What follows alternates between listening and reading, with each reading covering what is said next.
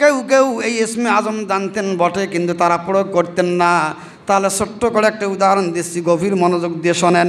আমার বন্ধুগণ, এক আল্লাহর অলির এক শাগরিদ, এক মুরিদ একদিন এসে আল্লাহর অলিকে বলতেছেন, হুজুর আমাকে ইসমে আজম শিখায় দিন। আল্লাহর অলি বলতেছেন, না, এটা তোমাকে শেখানো যাবে না। তুমি কয়, হুজুর কেন? কয়, তুমি এটা ব্যালেন্স ঠিক রাখতে পারবে না, নিজেকে কন্ট্রোল করতে পারবে না। তোমার সঙ্গে কেউ তেরং বেরং করলেই তুমি ওই দোয়া পড়ে বদদোয়া করে তাকে ভিনিশ করে দিবা। কয়, না হুজুর আমি পারবো। কয়, ঠিক আছে, তার আগে তোমাকে একটা পরীক্ষা দিতে হবে। কয়, কী পরীক্ষা? কয়, অমুক 4 রাস্তার মোড়ের মধ্যে অমুক দিন সকালবেলা যাইবা, সারাদিন সেখানে দাঁড়িয়ে থাকবা, সারাদিন দাঁড়িয়ে থেকে সেখানে কি কি ঘটে সেগুলি দেখবা, সন্ধ্যাবেলা এসে সারাদিনের ঘটনাগুলি আমাকে বর্ণনা করবা। জোরে কোন সুবহানাল্লাহ। আমার বন্ধুগণ, ওই বুজুর্গের কথা অনুযায়ী শাগরিদ চলে গেছে। সারাদিন 4 রাস্তার মোড়ের মধ্যে গিয়ে দাঁড়িয়ে সারাদিন কি ঘটলো না ঘটলো দেখতেছে রে মুসলমান। সারাদিন চলে গেল। বিকেলবেলায় ওই যুবক দেখতেছে পাশেই একটা বিরাট জঙ্গল, জঙ্গলের ভিতরে থেকে একজন বুড়া মানুষ বেরিয়ে আসলো। অনেকগুলি জ্বালানি কাঠ কেটে বুড়া বেরিয়ে আসলো, এসে গরুর গাড়ির মধ্যে বোঝাই করে। বোঝাই হয়ে গেছে মাত্র, এখন গাড়ি টান দিবে। এমন সময় কোথা থেকে যেন 2-3 জন যুবক চলে আসলো, এসে ওই বুড়া বেটাকে অনেক মারধর করলো। অনেক মারধর করার পরে লাকড়িগুলি সেখান থেকে নিয়ে গেল। ওই বুড়ে বেটা সারাদিন লাকড়িগুলি কাটছে, সেগুলি গরুর গাড়ির মধ্যে বোঝাই করছে, বাজারে বিক্রি করবে। বিক্রি করার পরে যে টাকা অর্জন হবে সেগুলি দিয়ে চাউল ডাল কিনে বাড়িতে গিয়ে জীবিকার ব্যবস্থা করবেন। কিন্তু এই যুবকগুলো কোথা থেকে যেন চলে আসলো, বুড়ে বেটাকে মারধর করলো, লাকড়িগুলি নিয়ে গেল। আমার বন্ধুগণ, এই বুজুর্গর শাগরিদ দাঁড়িয়ে দাঁড়িয়ে দেখে দেখে তার মেজাজ টং হয়ে গেছে। সে সমস্ত দৃশ্যগুলি দেখার পরে তার মেজাজ গরম হয়ে গেছে। সবগুলি দেখার পরে ওই বুড়িটা বেটাকে মারধর করে লাকড়িগুলি তারা যুবকগুলি নিয়ে গেল। এই দৃশ্য দেখার পরে সন্ধ্যা ঘনিয়ে আসছে। সেখান থেকে বিদায় নিয়ে আল্লাহর বান্দা বুজুর্গর শাগরিদ বুজুর্গর কাছে চলে গেছে। ওই বুজুর্গ বলতেছে, এখন বলো তুমি কি কি দেখলা সেখানে? যুবক বলতেছে, হুজুর সারাদিন সেখানে দাঁড়িয়ে থাকলাম, তেমন কিছু দেখি নাই।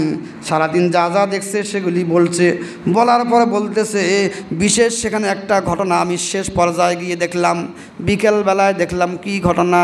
কয়, হুজুর সারাদিন গড়িয়ে গেল, তেমন আশ্চর্য ধরনের কিছু দেখলাম না রে মুসলমান। আছেন সবাই? জোরে কন সুবহানাল্লাহ, জোরে কন না সুবহানাল্লাহ। আমার বন্ধুগণ, এই শাগরিদ বলতেছে, হুজুর বিকালবেলা আমি দেখলাম জঙ্গলের ভিতর থেকে একজন বুড়া মানুষ কতগুলি জ্বালানি কাঠ কেটে নিয়ে আসলো। ওই বৃদ্ধ বেটা সারাদিনের কাটা লাকড়িগুলি বাজারে বিক্রি করে, সেই টাকা দিয়ে ডাল ভাতের ব্যবস্থা করবে, জীবিকা নির্বাহ করবে, নিজের পরিবার পরিজনদের জন্যরে মুসলমান। কিন্তু আফসোসের বিষয়, দুঃখের বিষয় হলো, ওই বুড়া যখন লাকড়িগুলি গরুর গাড়ির মধ্যে লোড দিচ্ছে, যখন লোড শেষ হয়ে গেছে, এমন অবস্থায় গাড়িতে টান দেবে, এমন অবস্থায় কোথার থেকে যেন কতগুলি যুবক আসে, বৃদ্ধা বেটাকে মারধর করে লাকড়িগুলি নিয়ে গেল। আমার বন্ধুগণ, এইভাবে যখন গল্প শোনাচ্ছিল রে মুসলমান, ওই বুজুর্গ ওই যুবককে শাগরিদকে বলতেছে, তখন তোমার কেমন মনে হচ্ছিল যখন লাকড়িগুলি নিচ্ছিল, মারধর করতেছে ওই বুড়ে বেটাকে, তখন তোমার কেমন মনে হচ্ছিল? এই শাগরিদ বলতেছে, হুজুর কেমন মনে হচ্ছিল মানে আমার মেজাজ সেই রকম খারাপ হয়ে গিয়েছিল, আমার মেজাজ টং হয়ে গিয়েছিল, আমার মাথার মধ্যে রক্ত উঠে গিয়েছিল, আমার মেজাজ এমন খারাপ হয়েছিল, আমি মনে মনে বলতেছিলাম, আহারে যুবক, তোমরা লাকড়িগুলি না হয় নিয়ে যাও, এত কষ্ট করে বুড়ে বেটা সারাদিন লাকড়িগুলি কাটলো, লাকড়িগুলি না হয় নিয়ে যাও।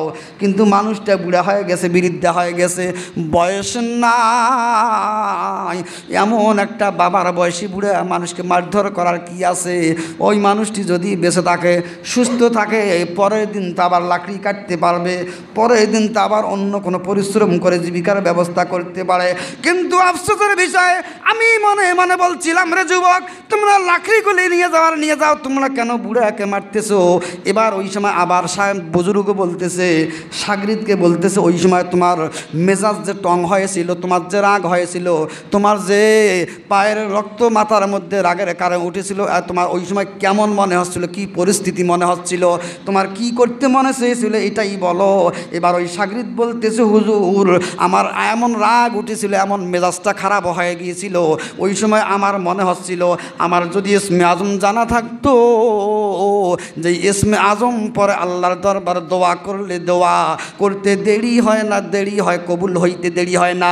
ওই ইসমে আজম যদি আমার জানা থাকতো গো হুজুর, আমি ওই ইসমে আজম পরে আল্লাহ পাক রব্বুল আলামিনের কাছে দুটি হাত উত্তোলন করে আল্লাহর কাছে প্রার্থনা করে সঙ্গে সঙ্গে ওই যুবকগুলোকে আমি ফিনিশ করে দিতাম।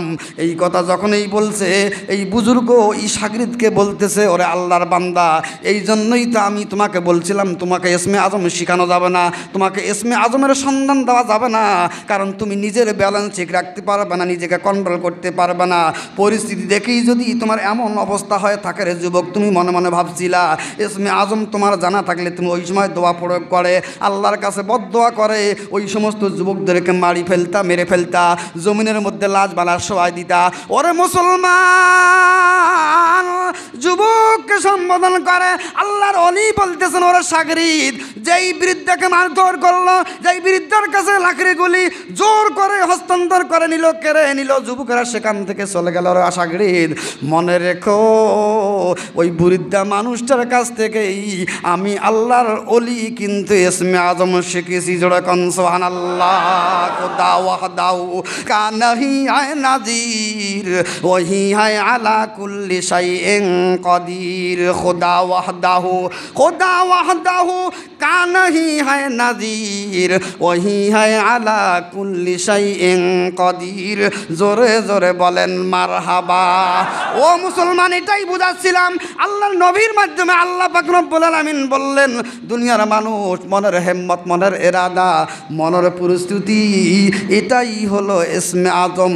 কোনো মানুষ যদি মনে মনে প্রতিজ্ঞা করে, মনে মনে প্রতিজ্ঞা করে, মনে মনে নিয়ত করে, মনে মনে এরাদা করে, সামনে রমজান মাস আসতেছে, জীবন থাকার যাক, এই রমজান মাসে 5 ওয়াক্ত নামাজ ছাড়বো না, দিনের বেলায় রোজা রাখবো, তারাবির নামাজ 20 রাকাত নামাজ পড়বো, খতমে তারাবির নামাজ পড়বো, এরকম যদি কোনো প্রতিজ্ঞা করে, যত বাধাই দেখবেন সামনে, আল্লাহ ওয়াদা দিচ্ছেন, নবীর মাধ্যমে ওয়াদা দিচ্ছেন, সুসংবাদ দিচ্ছেন, কোনো মানুষ যদি পাক্কা এরাদা করতে পারে, আল্লাহ পাক রব্বুল আলামিন বলতেছেন রমজান মাসের সমস্ত বাধা বিপত্তি, সমস্ত সমস্যাগুলিকে আল্লাহ পাক রব্বুল আলামিন দূরে সরায় দিয়ে আপনার আমার আমল করার জন্য একদম পরিষ্কার রাস্তা বানায় দিবে। আমার বন্ধুগণ, আরেকটা ছোট্ট এক্সাম্পল দিয়ে আমি ইতি টানবরে। মুসলমান, পবিত্র রমজান মাস, ইবাদত করতে গেলে শয়তান ওয়াসওয়াসা দেয় না, দেয় না? ও মুসলমান, রোজা রাখতে গেলেও শয়তান ওয়াসওয়াসা দিবে। মসজিদ থেকে বেরিয়ে গেলেই শয়তান ধোকা দিয়ে বলে হুজুরের বয়ান করা কাম, হুজুর বয়ান করবে, হুজুরের তো নামাজ পড়বই, হুজুরের তো রোজা রাখবই, হুজুরের তো রোজা রাখবই, তারাবির নামাজ পড়তেই হবে, এই জন্য বয়ান তো করবেই। ও মুসলমান, আর একটা সুসংবাদ, রমজান মাসে মানুষ নামাজ আদায় করবে, রমজান মাসে 5 ওয়াক্ত নামাজ, রমজান মাসে রোজা, তারাবির নামাজ 20 রাকাত, তাহাজ্জুদের নামাজ, তেলাওয়াত সকাল সন্ধ্যা প্রতিদিন তেলাওয়াত, এগুলি কাজের মধ্যে বাধা দেওয়ার চেষ্টা করবে মিস্টার ইবলিস। এই জন্য বনি আদমের জন্য আরেকটা সুসংবাদ হলো, আল্লাহ পাক রব্বুল আলামিন এতই ভালোবাসেন, এতই মহব্বত করেন, চাঁদ উঠার সঙ্গে সঙ্গে আগুনের বেরি দিয়ে, আগুনের শিকল দিয়ে মিস্টার ইবলিসকে বন্দি করা হবে। জোরে কোন সুবহানাল্লাহ।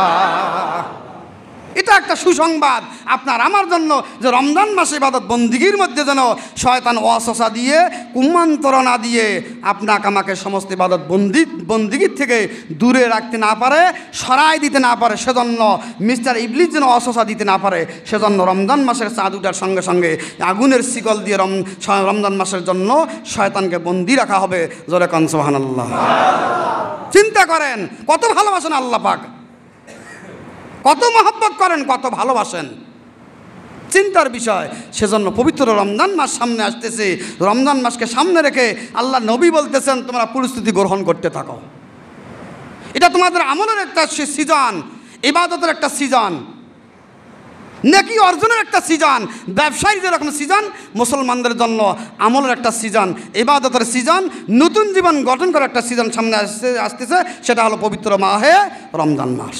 সুবহানাল্লাহ খান। এক ব্যক্তি আবু হানিফা, ইমাম আবু হানিফা রহমতুল্লাহ আলাইহির কাছে গিয়ে বলতেছেন, হুজুর আমি কিছু টাকা রাখছি, কোথায় রাখছি জানি না।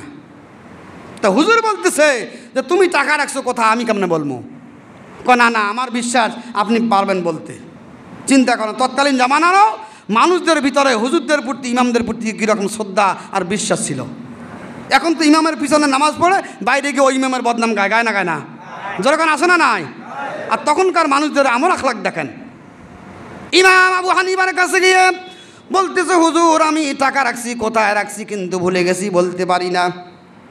ইমাম আবু হানিফা বলতেছেন, তুমি কোথায় রাখছো কেমনে বলবো? ওই লোক নাসর বান্দা, হুজুর আপনাকে বলতেই হবে, আমি কোথায় রাখছি সেটা আপনি বলে দেন। এবার হুজুর তো বিপদে পড়ে গেছে। আল্লাহওয়ালা মানুষদের ভিতরে আধ্যাত্মিক জ্ঞান এলেন, আল্লাহর সঙ্গে ডাইরেক্ট অ্যাকশন হয় না? হয় না?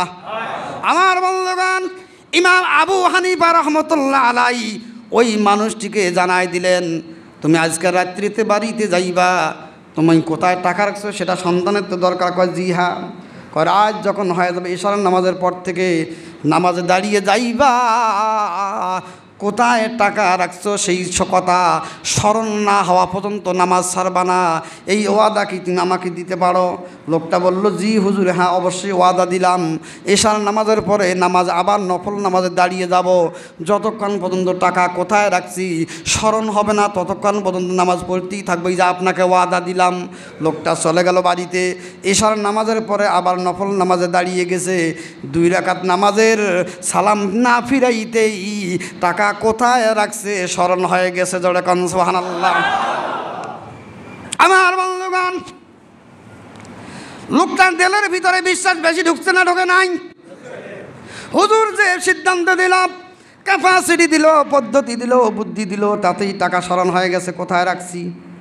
হুজুর কেমনে জানে আমি টাকা কোথায় রাখছি? হুজুর কেমনে বলতে পারলো? দৌড় আবার হুজুরের কাছে গিয়ে বলছে, হুজুর আমি টাকা কোথায় রাখছিলাম স্মরণ হয়ে গেছে, কিন্তু আমার এখন জানার কৌতূহল, আপনার এই বুদ্ধি মাথায় কেমনে আসলো একটুখানি বলবেন।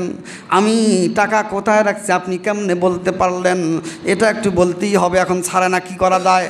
এবার হুজুর বলতেছি, ইমাম আবু হানিফা রহমতুল্লাহ আলাইহি বললেন, আল্লাহর বান্দা তুমি যখন টাকা রাখছো দুনিয়ার মানুষদেরকে ফাঁকি দিলেও কিন্তু তোমার ভিতরে যে নফস আম্মারা আছে, শয়তান যে মানুষকে ধোকা দেয়, অসসা দেয়, কুমন্ত্রণা দেয়, পবিত্র রমজান মাস আসতেছে, রমজান থেকে দূরে রাখতে চায়, রোজা আসতেছে, রোজার থেকে দূরে রাখতে চায়, 20 রাকাত তারাবির নামাজ থেকে শয়তান মানুষকে দূরে রাখতে চায়, তাহাজ্জুদের নামাজ থেকে দূরে রাখতে চায়, সকাল সন্ধ্যা ঈদের দা কোরআন এভরিডে প্রতিদিন কোরআন পড়বে, এটা শয়তান চায় না।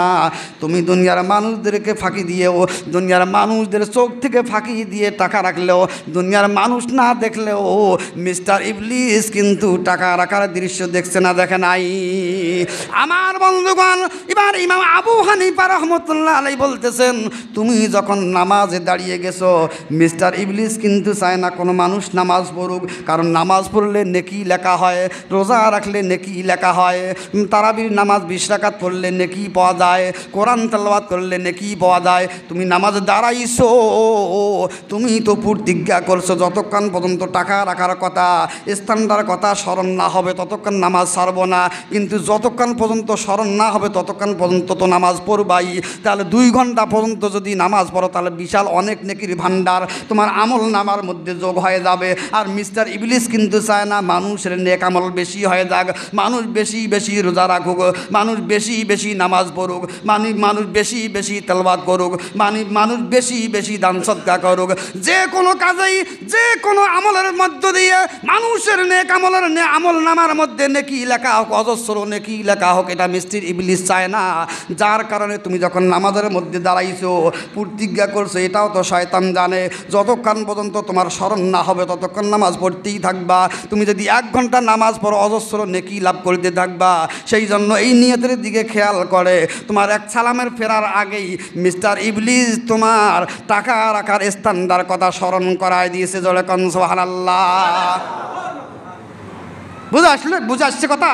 সেজন্য পবিত্র রমজান মাস যে সামনে আসতেছে, এই রমজান মাসকে সামনে রেখে আপনার আমার দিলের ভিতরে শয়তান কুমন্ত্রণা দিতে পারে, অসসা দিতে পারে, বিভ্রান্ত তৈরি করে দিতে পারে যে হুজুরে বয়ান করা কাম বয়ান করছে, যত কথাই হোক না কেন আমি রোজা রাখুম না। জি না জনাব, আমি রাখলাম না, যে রাখবো সে কামিয়াব, যে রাখবো না শয়তান যাকে পানিশমেন্ট করে দূরে সরাই দিবে, কুমন্ত্রণা দিয়ে সরাই দিবে। এই রমজান মাস যদি শয়তান কুমন্ত্রণায় পড়ে, খপ্পরে পড়ে, এই রমজান মাস থেকে যদি আমি দূরে থাকি, এইরকম রমজানের রোজা থেকে দূরে থাকি, তারাবির থেকে দূরে থাকি, তেলাওয়াত শোনার ভিতর থেকে যদি দূরে থাকি, হইতে পারে আগামী রমজান মাস আসার আগেই আপনার আমার স্থান হয়ে গেল অন্ধকার কবরের বাসিন্দা। যদি আল্লাহ জিজ্ঞাসা করে জীবনে অনেক রমজান পেয়েছিলে, আমি একটা রমজানের কথাও জিজ্ঞাসা করবো না, তোমার জীবনের শেষ রমজান মাসে তুমি কি করছো আর না করছো এটা একটু হিসাব নিকাশ দিবা। জান্নাত রেডি না তো জাহান্নাম রেডি, এখন হিসাব নিশিখে আপনি দিতে পারবো? যখন পারবো। সেজন্য সমস্ত বাধা বিপত্তিকে লাথি মেরে আজকের থেকে এখন থেকে প্রতিজ্ঞা করতে হবে, আল্লাহ অতীতে যা হয়েছে সামনে রমজান মাস আজরাইল যেন আমার কাছে না আসে। সোজা কথা, আল্লাহকে কি বলবো যে সোজা কথা, আজরাইল যেন না আসে। আমি এই রমজান মাস আমি তারাবির নামাজ 5 ওয়াক্ত নামাজ, তারপরে 20 রাকাত তারাবির নামাজ, 5 ওয়াক্ত নামাজ, রোজা যা আছে টোটাল ইবাদত কোথায় আর আমি কোথায় তাই দেখবো, আজরাইল যেন না আসে। সোজা কথা, এরকম নিয়ত করতে পারি না ইনশাআল্লাহ? হয় না ইনশাআল্লাহ? আল্লাহ সবাইকে কবুল করুন বলে আল্লাহুম্মা আমিন। টাইম একটু বেশি হয়ে গেছে।